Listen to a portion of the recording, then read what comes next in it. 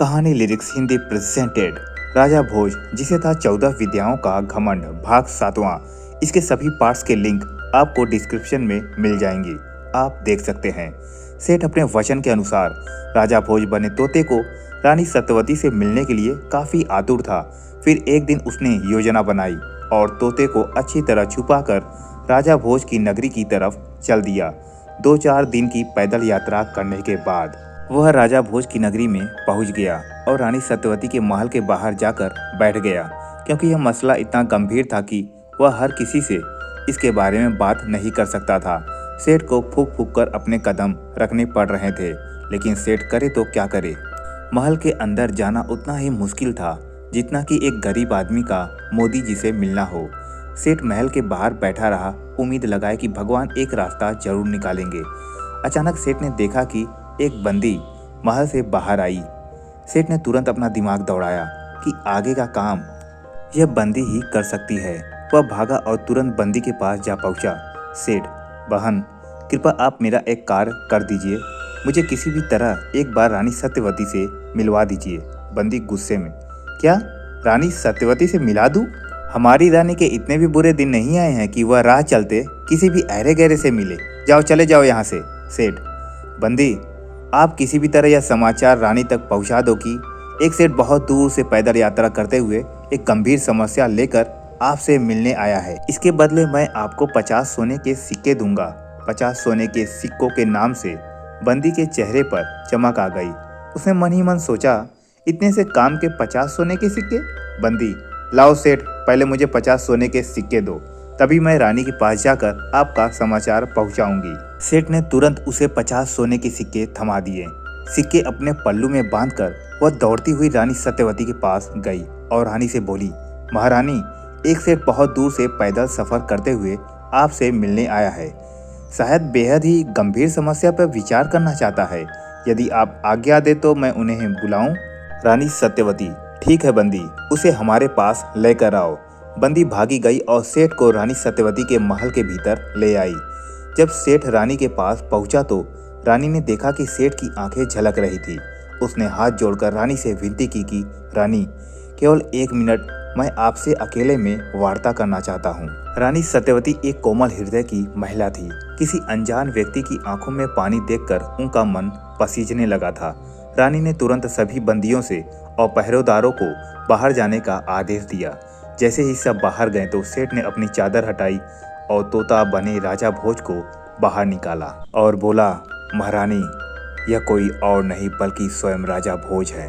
किसी अनजान के मुख से ऐसे शब्द सुनते ही रानी का हृदय जोर जोर से धड़कने लगा। वह इस पहेली को समझ नहीं पा रही थी। राजा भोज, वह भी एक तोता कैसे? रानी के हृदय में सवाल बढ़ते जा रहे थे। एक क्षण के लिए वह मौन हो चुकी थी। फिर सेठ ने धीरे से कहा, रानी, आप इन्हें संभालिए, मेरा कार्य यहीं समाप्त होता है। बाकी सारी दास्तां स्वयं राजा भोज आपको बता देंगे। रानी अपने हृदय को सराहती हुई बोली, रुको सेठ, जब तक कि यह सिद्ध नहीं हो जाता कि यह राजा भोज हैं, आप यही रहेंगे। यदि आपकी बात सच साबित हुई तो राजा भोज की आने की खुशी में आपके नाम पर एक भव्य समारोह किया जाएगा, और यदि आप हमारे साथ कोई मजाक कर रहे हैं तो आपको ऐसा दंड दिया जाएगा जिसकी कल्पना आपने कभी भी नहीं की होगी। रानी और सेठ की इतनी बातें सुनकर उस पीछे बैठे तोते ने धीरे से कहा, रानी, क्या आज भी आपके पास हमारी मूछ का बाल सुरक्षित रखा है? यह कथन सुनते ही रानी बोलते बोलते एकदम से सुन्न पड़ गई और धीरे धीरे अपनी नजर उस तोते की तरफ घुमाई जिसकी आंखों से जिज्ञासा के आंसू बह रहे थे। अपने स्वामी से इतने वर्षों के बाद मिलकर जो इस अवस्था में उनसे मिले थे, उन्हें गले लगाकर रानी फूट फूट कर रोने लगी। रानी ने सेठ का तहे दिल से धन्यवाद दिया और उन्हें मेहमान गृह में ठहरने को कहा। रानी ने बंदियों को बुलाकर आदेश दिया कि यह सेठ हमारे शाही मेहमान हैं, इन्हें किसी भी तरह की समस्या नहीं होनी चाहिए। सेठ ने मुस्कुराते हुए अपना सर हिलाया और मेहमान गृह की ओर चल दिया। अब रानी को राजा भोज ने अपनी पूरी दास्तां सुना डाली कि कैसे नाई ने उनके साथ इतना बड़ा धोखा किया। रानी ने भी उसके महल में आने के पश्चात राजा भोज को उसकी सारी कहानी सुनाई और बोली, महाराज, ये तो मैं उसके महल में आते ही समझ गई कि यह बहरूपिया कोई और है, मेरे महाराज नहीं, क्योंकि मैंने उससे आते ही वह निशानी मांगने को कहा। जो आप मुझे सौंप कर गए थे, जिसे देने में असमर्थ हो गया और नए नए बहाने बनाने लगा। इतनी वार्ता करने के बाद रानी सत्यवती बोली, महाराज, आप एक 15 विद्या निदान शासक हैं, तो कृपा आप ही इस समस्या का समाधान करिए। दोस्तों, नाई कितना भी चालाक क्यों ना हो, वह केवल 15वीं विद्या जानता था, किंतु राजा भोज पूरी 1 से लेके 15 विद्या तक सभी जानते थे।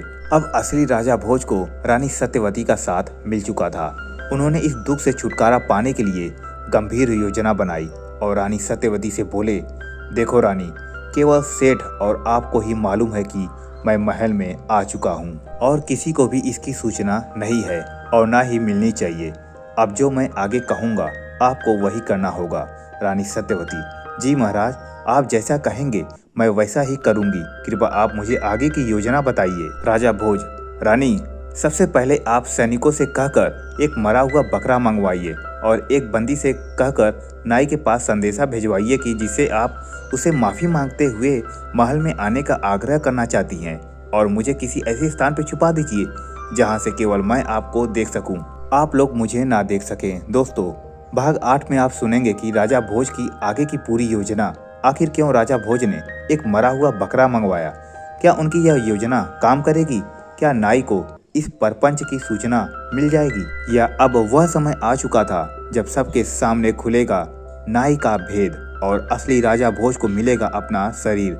जानने के लिए बने रहें हमारे साथ कहानी लिरिक्स हिंदी में। अगर आपको कहानी पसंद आई है तो मेरे चैनल को लाइक और सब्सक्राइब करना ना भूले। जय श्री राम।